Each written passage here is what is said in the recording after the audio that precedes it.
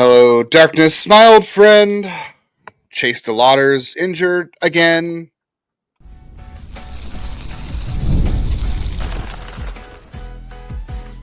You are Locked On Guardians, your daily podcast on the Cleveland Guardians. Part of the Locked On Podcast Network, your team every day. If you haven't finished your collective groan that everybody had about 2:30 Eastern time in Ohio on Tuesday, you can do it over my singing of that song in our intro. If you live under a rock, Chase DeLauter has another setback. He had core muscle surgery on Tuesday morning, not in Arizona, in Philadelphia. So we'll talk about the future of right field and Chase DeLauter for the Guardians, if that changes anything for the 2025 season. We'll talk about Gavin Williams' good game. There's some good news from today's game, at least. And we'll do our Stock Watch Wednesday, who Jeff and I are buying, who we're selling, who we're holding on to. Got to think that a lot of stock is being sold in Chase DeLauter. I don't know who's buying. If you're buying the dip, maybe. This is Locked On Guardians. Thanks for joining us today, wherever you are, wherever you get podcasts. We're free everywhere. And welcome on everydayers. If this is your first time here, I'm Justin Ladd. I've been covering the Guardians minor league system since 2007. As formerly editor-in-chief of Guardians Baseball Insider, I have also contributed to the News Herald, the Morning Journal, which I'll do again this year, covering the Guardians, and as well as next year in Cleveland.substack.com. Would love for you to join me over there as well. And many that time, I have definitely seen a lot of injury-prone outfielders. Jeff, I know you have too. I mean, I've just seen a lot of injury-prone people, but first I should do my introduction because I know it's everyone's favorite part of the show. I'm Jeff Ellis, one of your co-hosts here. Before this, I was nationally recognized prospect and scout analyst at Scout and 24/7. Listen, we talked about a lot on the show. This team took gambles on medicals, and it's hard to argue it's worked. When you look at Espino, when you look at Aiken, when you look at DeLauter, I guess Williams, you're hoping will rebound, but this is not the first time we're talking about any of this stuff on the show. It keeps coming up. Yeah, it isn't the first time. I mean, heck, when we said yesterday, if you listened to Tuesday's show, we talked about there'd be an update soon, and I don't think I imagined this. I guess if you're looking for a silver lining for the Chase DeLauter injury, it's not his foot, right? It's not the foot. So you keep seeing, we worried early on about DeLauter about the repeated injuries to his foot, being the Zydrunas Ilgauskas, which, Zydrunas Ilgauskas came back and had a really good NBA career. And if Chase DeLauter could do something like that in Major League Baseball, you would absolutely take that. I mean, core muscle surgeries are not unheard of. Guys have gone through them before. It definitely could be a lot worse. I'm not if it was another foot injury, I think you definitely would have cause to be a little more concerned, because that is a continual issue with him. This is going to set him back 8 to 12 weeks, and he's not going to be ready to play until late May, early June.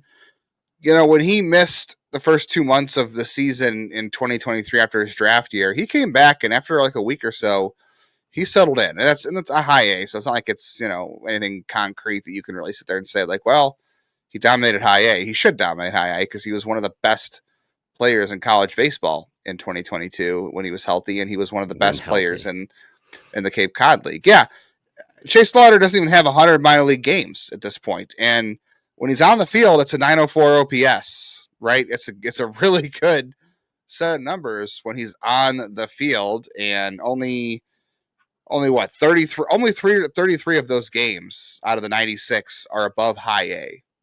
So majority of his career has been played at Lake County so far.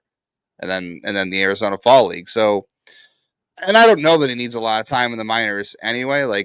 I think if he were to come back healthy this year and was hitting well, you just call him up, because there's really nothing you're going to get out of him at AAA that you're not going to get him at the major leagues, because we both have doubts about the swing. We both have doubts about hitting lefties, but you're probably not going to absolve those issues at AAA. You're going to have to see if he can do it at the major league level. That's what everyone's been waiting for. So, I know there's a lot of people who are upset and who are oh, this stinks, and this guy's never going to be healthy. He's always going to. It does look like he's going to be an injury-prone guy.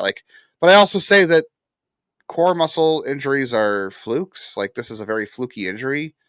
It's not a chronic injury, so I guess that's good. But there are guys who just have issues staying healthy no matter what part of the body it is, I suppose, and you're athletes, that's what's going to happen. So you can be worried about that as well. But like after talking through it a little bit, I'm not like jumping off the edge of a cliff here. Like, yeah, this definitely impacts what the Guardians are going to do this year, because now we've got to have another conversation about right field long term and short term for them. But as far as DeLauter goes, like, yeah, it's a setback. Yeah, he's going to. The real worry I have about DeLauter and this injury is spring training injuries are just such a pain in the you know what, because it feels like guys who get hurt in spring training spend a lot of time just trying to play catch up, because the reason you go through spring training, what did we say yesterday, Jeff, is to get reps. Yep, So get ready. he's got to build up, and it feels like he's going to be playing catch up. So when he comes back in May and June, it's going to be his March, right?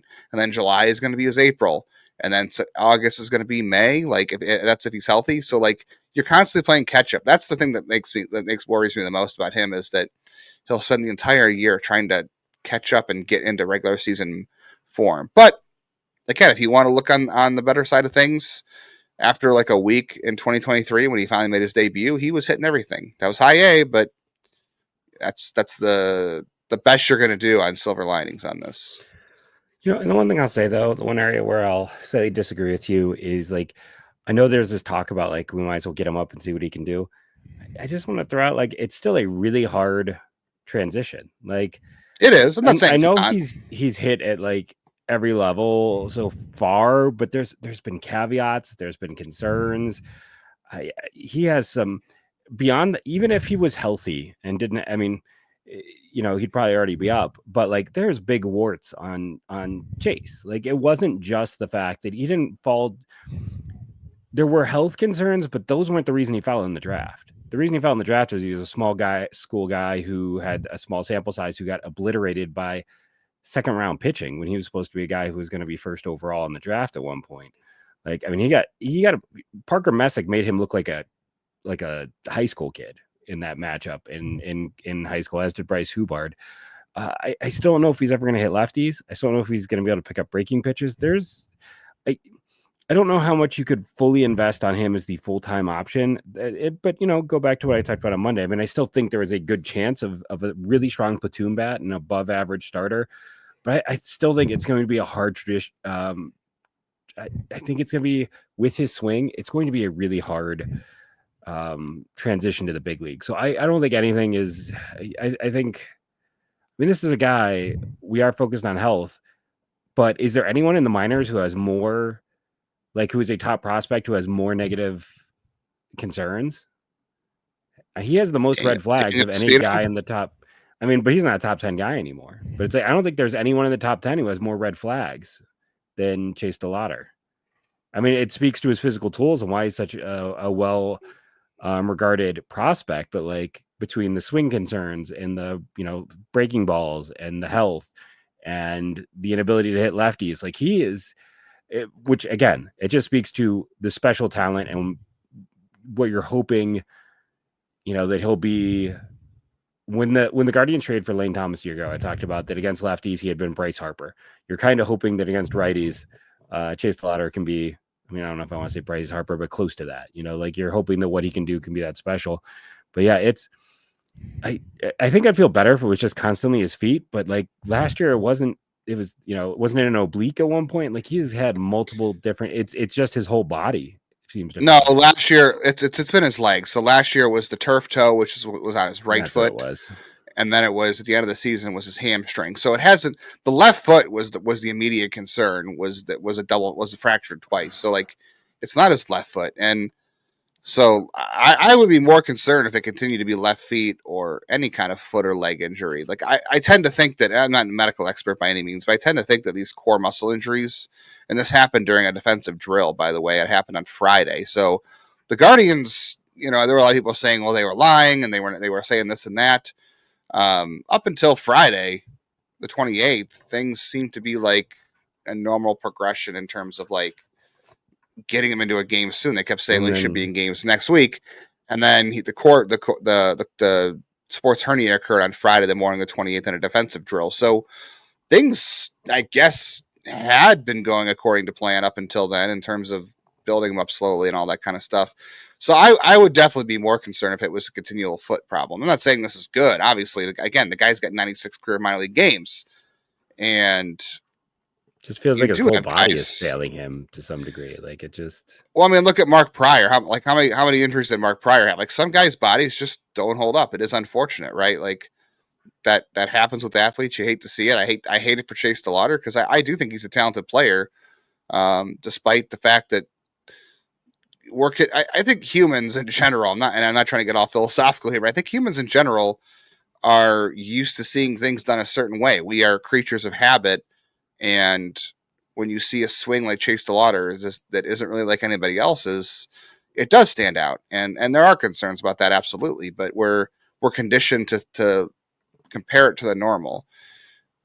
Sometimes you have to let results speak for themselves. And I'm not saying like he's gonna be perfectly fine and hit because of that, because he's always done it. My point about him being in the majors and just seeing what happens is that I don't think he's going to prove that he can hit lefties or hit breaking stuff or not have the chin of velocity in AAA, because you're just not going to face those things in AAA. Like you're not going to face that quality of pitching in AAA. You have to see him prove it in the majors. Same thing for anybody else, Kyle Manzardo and any of these other players. Like you just have to see it in the majors because there is such a gap now between AAA and the majors. That's why I say that, because I don't think him down. Look at Jonathan Rodriguez. We're going to talk about him in a second. Jonathan Rodriguez is absolutely. I think he came close to winning the Triple Crown 2 years in a row in AAA, and you and I are not that high on him because we don't think it's going to translate to the majors. And you could say the same about DeLauter if you want, but there's a reason that we think that. There's a reason you might think that about DeLauter, because you're just not necessarily going to prove it in AAA. You're going to have to prove it in the major league. So, yeah, I'm not overly concerned, other than the fact that this is another injury, another setback. It's more time missed development. It's more time that he could be on the field. And I think what the real problem here is the Guardians offense, I think at some point this year was going to need him. And maybe they're still going to get him. We don't know. But I think the Guardians offense this year was going to need Chase DeLauter. And I want to talk about how that affects the short-term and long-term prognosis of right field, if it changes the season outlook for the Guardians at all. We will continue to discuss that next on Locked On Guardians.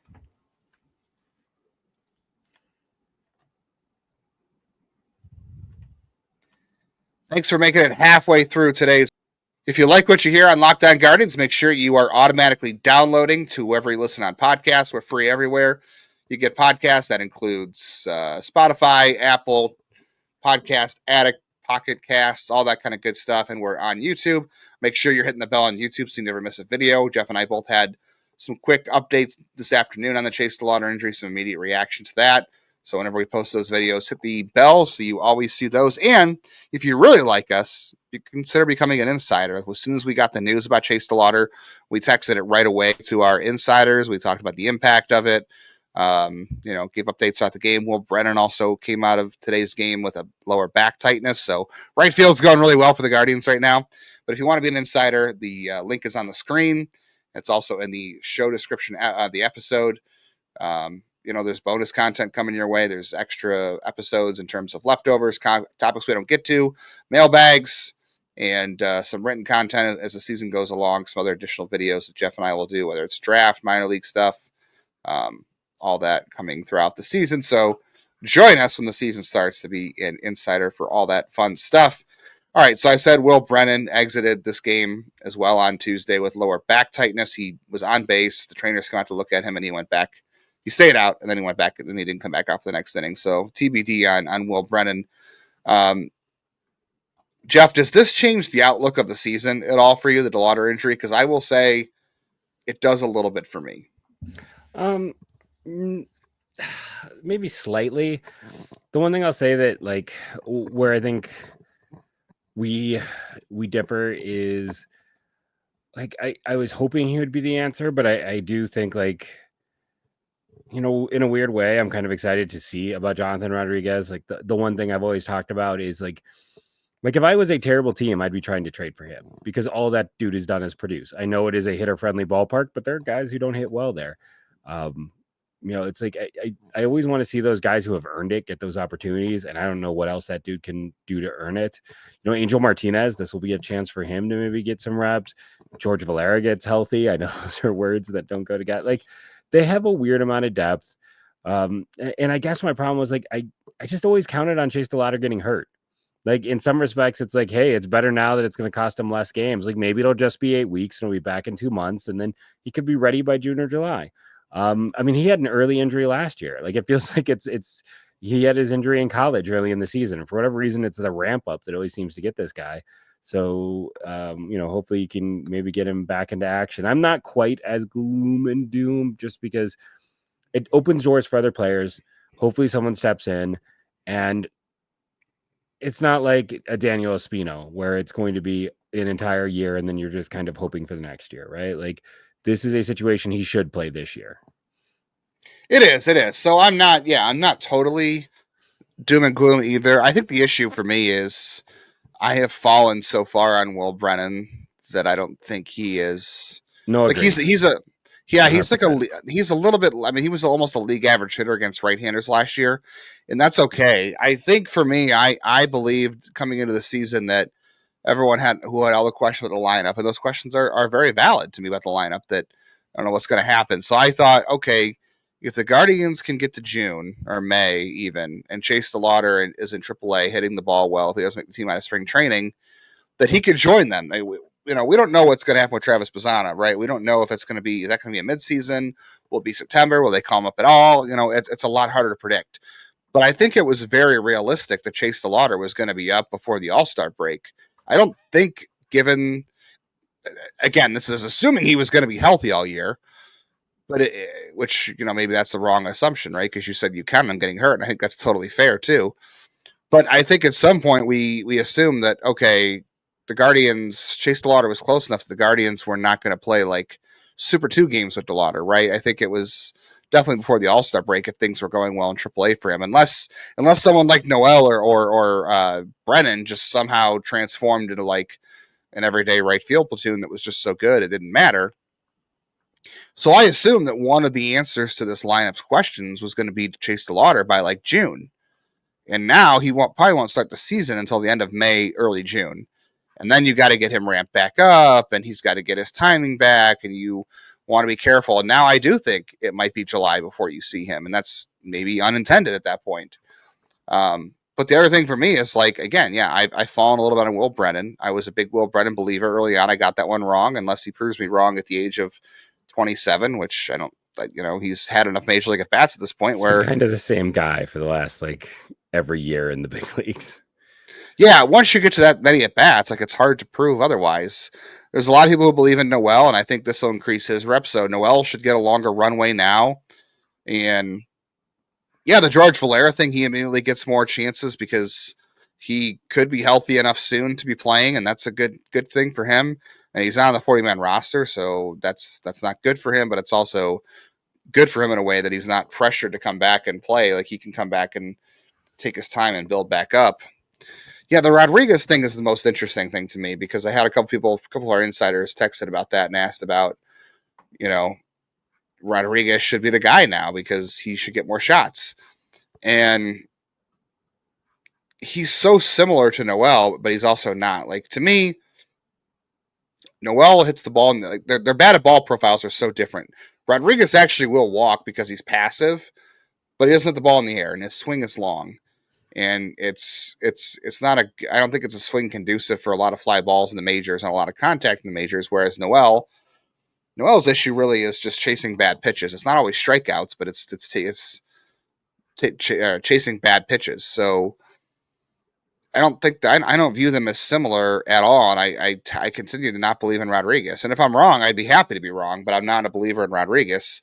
Maybe this means he'll get a chance sooner rather than later. I think you have to, because if Brennan and Noel don't pan out as the platoon you're looking for through like Memorial Day, and Chase DeLauter is not coming back anytime soon. These are not the droids you're looking for. This is not the right fielder you're looking for. No, it's not the right fielder anyone is looking for. Maybe the answer is someone needs to give Chase DeLauter some droid parts. I think that's the real answer here, right? Needs to be like Baseball Highlights 2040, one of my favorite tabletop lineup. If any if there's anybody out there who can do intergalactic surgery, let us know. We'll hook you up with Chase DeLauter and get that taken care of. But yeah, like I thought some of the answers this year would be solved offensively by Chase DeLauter playing right field, and that might still be the case, but it might be July, and then you got to answer questions about like, is he going to be productive enough, and is the Guardians' record going to be good enough at that point? You know what I mean?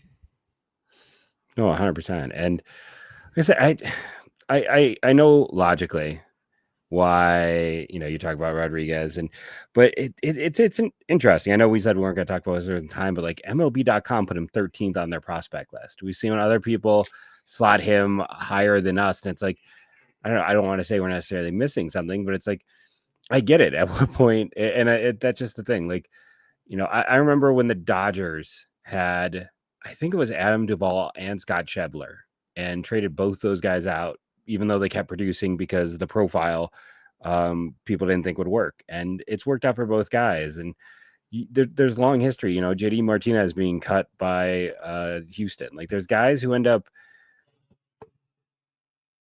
in the. Sorry about the technical difficulties there. If you notice, it's a little disjointed. But then I was going to say, there's also the guys like the Kaye Toms, where I was like, hey, it's a great pick by Oakland. All that dude has done is produce. That's why, again, I think Jonathan Rodriguez would be perfect for a bad team. And that's not to knock on him. He has done everything right. But I hope he gets an opportunity somewhere, even if it isn't in Cleveland. And yeah, and there are guys who this could open a door for. And yeah, is it ideal? No, but I'm at least going to take the glass half full. Like, Martinez, Rodriguez, like.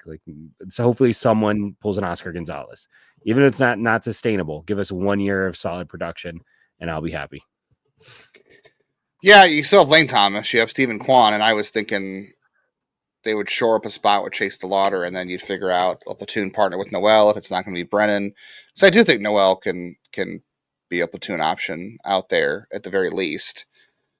If I don't believe him in the longer term. And look, we may not be right on Rodriguez or Noel or DeLauter. Like, we've gotten it wrong. You just talked about Kai Tom. But there are Bobby Bradleys, and there are Jordan Browns, and there are Richie Schaefers. Like, all these guys that crush the ball at AAA and just never. Who am I thinking of? Who's the other? Remember Jared Gettert? Like, Jared Gettert was a dude I never bought in on him. I never bought in on Jared Gettert. Yeah, I was a Jared Gettert guy too. So that stuff happens, and we get it wrong. And sometimes the guys we think about, like Bobby Bradley's and the Noels, sometimes, and Oscar Gonzalez's, it doesn't work out. I wonder now, like, if things don't work out with like Brennan and Noel, can you move Thomas to right? Can you give Lane? Can you give Angel Martinez for the Nationals? Yeah, and do you put can you put Angel Martinez in center field? He has not exactly looked all that good this spring with his swing, and I'm not saying stats wise, but his swings are not looking great, and that's one of the things you want to read in spring training is, again, quality of at bats. All right, one guy that's looking good in spring training is Gavin Williams. We'll talk about him in a second. We'll talk about who we're buying, who we're selling, who we're holding on Stock Watch Wednesday, and the rest of this episode of Locked On Guardians.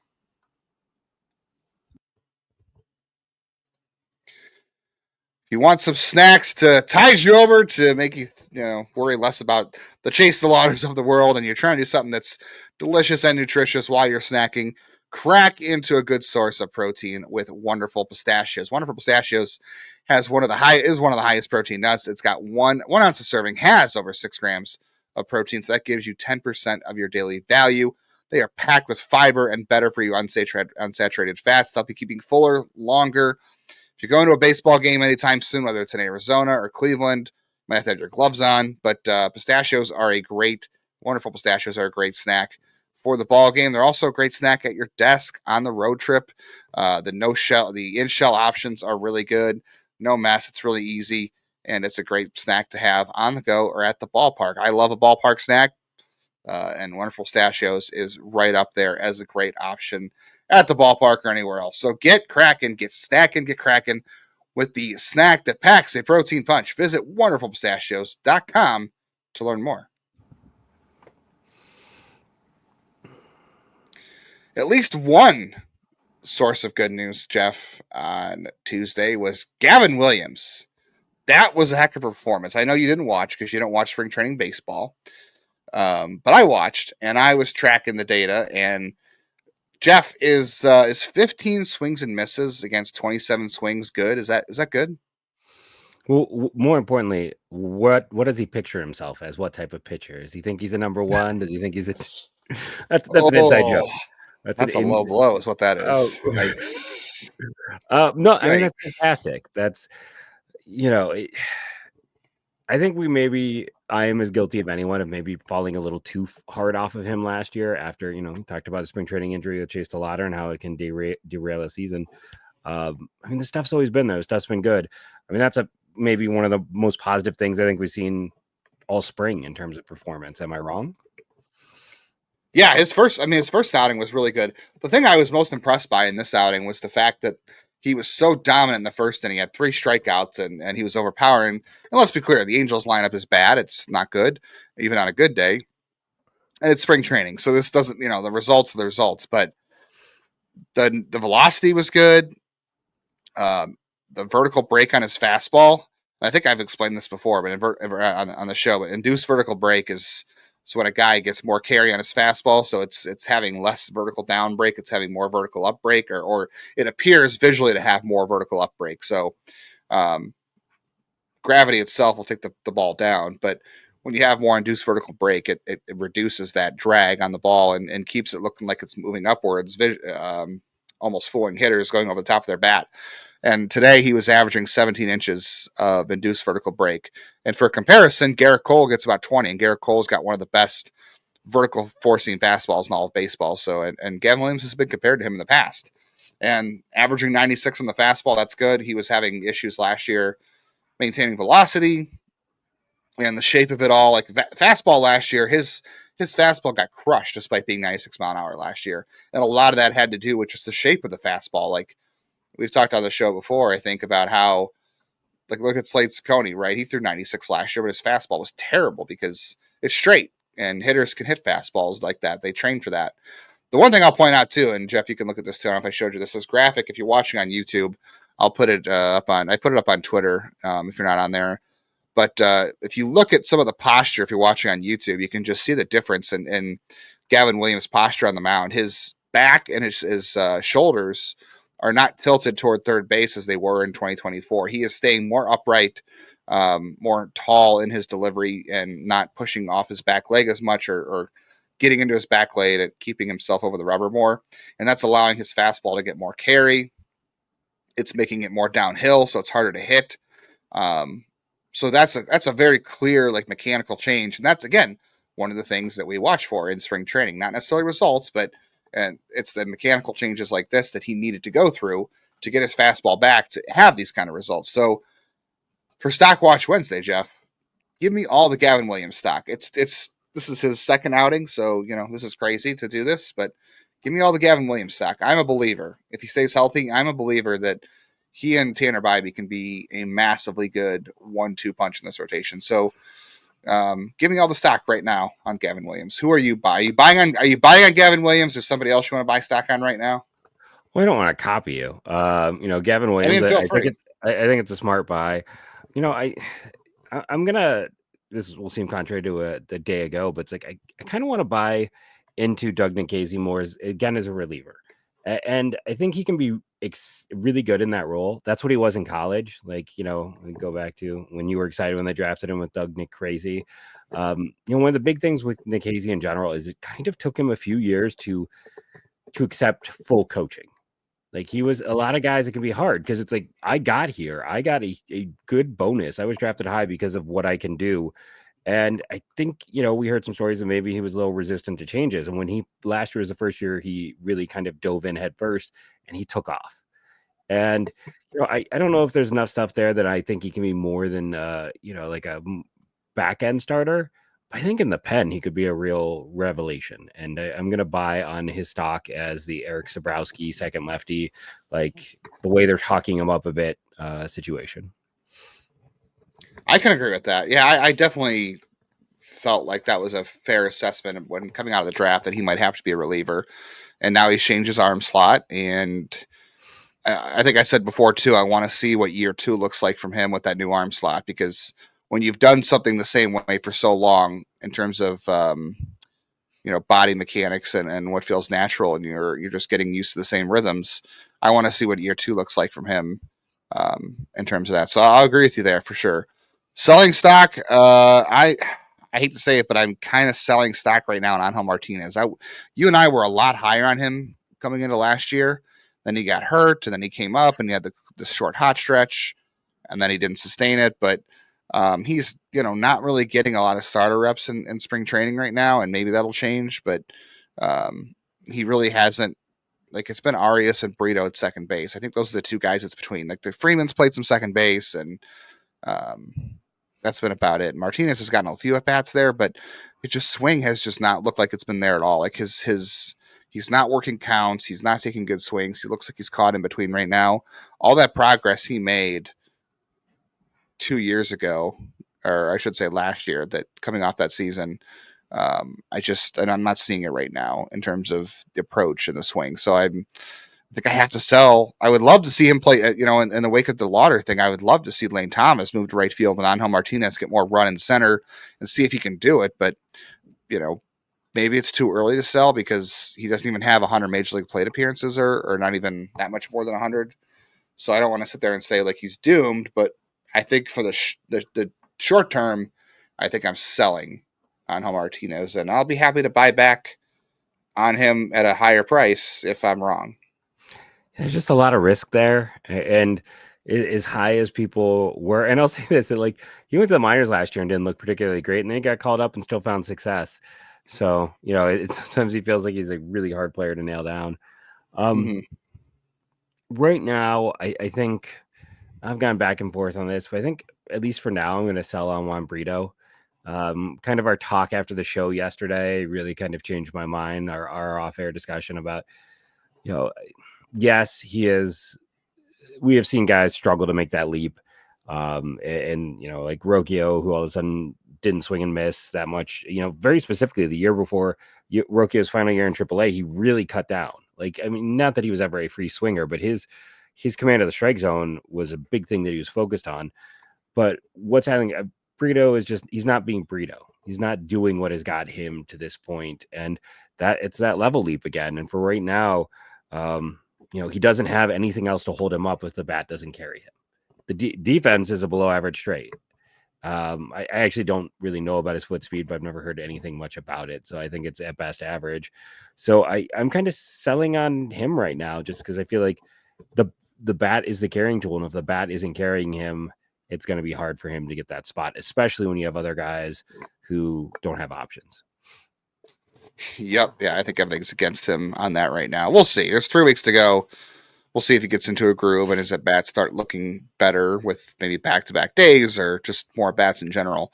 As far as hold goes on, this is cheating a little bit because we talked a lot about Chase DeLauter, but I'm going to hold the stock on DeLauter right now because, like you said, there's a good chance he's going to play again this year. And I think the Guardians offense absolutely needs him this year. And I'm not saying he's going to be their savior because we don't know what he's going to look like at the big league level. We've talked about that all day today, that we don't know what it's going to look like at the big league level. But my vision of the Guardians winning the division this year and the World Series even, if you're looking at 2025, that version of the Guardians has to have Chase DeLauter being the player we think he can be, even if that's just a strong, fast side of the platoon hitter. The Guardians offense in 2025 needs that version of Chase DeLauter for this lineup, for them to go where we want them to go, where they want to go. So I'm going to hold on Chase DeLauter right now just because I'm not going to jump off the cliff on this injury. It is another injury, but it's not the foot, as I said before. So I'm going to hold on DeLauter and his stock right now rather than sell that off. I think that's fair. I think it'd be foolish to sell. I don't know if he's ever going to be more than like Brian Buxton in terms of health, but and I don't know if he has Buxton's ceiling. That's a good comparison. Buxton is a truly special talent, so no Twins fans don't get mad at me. But I think that when you're looking at that situation, I think holding is the smart move. In terms of holding right now, I think I'm gonna hold on. Can I just say the starting pitching? Like I just want to kind of reiterate in general, like spring training tends to be more hitter friendly than pitcher friendly. Arizona, like I grade on a curve when it comes to college players in Arizona because of how the ball travels there. We always talk about Colorado. The second worst park for pitching is Arizona. Like the balls carry in Arizona almost as much as Colorado. It doesn't get the run. It doesn't get the talk like Colorado, but it's a thing there. And there are some home runs that get out that just would not get out normally. So for a lot of the pitchers, it's just a lot more of a fraught environment. And again, the pitchers aren't going out there trying to strike out guys. They're going out to work on specific game plans. So I think I'm just going to hold in general on the starting pitching and say, like, don't freak out. Yeah, fair enough. Or just get really excited about about Gavin Williams, right? Don't freak out, but also get really excited about Gavin Williams because what fun is it if you can't contradict yourself and get excited about one thing and then confirm your own biases about not jumping off a cliff about injuries or other pitchers, right? We just all want to confirm our own biases, I think. Yeah, I mean, and that's fair. That's how we all kind of are with stuff. Yeah, I want to get excited about Gavin Williams, but I also don't want to be worried about Slade Ciccone. I want it both ways. That's how it is in life. When things don't have control over, I want my cake and I want to eat it too. All right, thanks for listening to today's episode of Locked On Guardians. Hope you appreciate it. I know it wasn't the best news to go through, but I think it was an important thing to go through with the DeLauter thing. So again, make sure you're subscribing, reviewing. If you can, leave us a review somewhere. You can also email the show at loguardianshow@gmail.com if you want to get on the action there. Again, it's not to be an insider. That's in your show description if you want to be an insider and get those texts about Chase DeLauter, Will Brennan in injuries first from us. No Guardians game on Wednesday. The Guardians are back in action on Thursday, so we'll talk about that on Friday's show, obviously. But tomorrow, Jeff, I think we'll do our pitcher tools prospect drafts. We did our hitter tools prospect draft where we drafted the best offensive tools in the system or position player tools in the system. So tomorrow we will do the pitcher version of that. Jeff and I will draft the best fastball, best curveball, best slider, best changeup, best control, all that kind of stuff. And then in the coming days, we'll have roster projection 2.0. We'll talk about the Guardians' path and what has to happen for them to win the division again and the World Series. I already said I think it needs to be Chase DeLauter being healthy and good. We'll do some more position previews, and we will have a good friend of ours on to do a division preview of the Tigers, and we'll see if that goes well if we do more of those as well. So lots to look forward to on Locked On Guardians. Hope you will stick with us through the rest of spring training, and we are marching forth to the regular season very quickly, believe it or not. There's a good cough at the end. Again, thank you all for joining us, rating and reviewing, doing your part. Again, thank you to everyone who helped us get over 4,000. Thank you to all of our everydayers. I appreciate each and every one of you. On Monday, I'll say who the top commenters are on YouTube. Thank you for all you do, and go Guardians, go.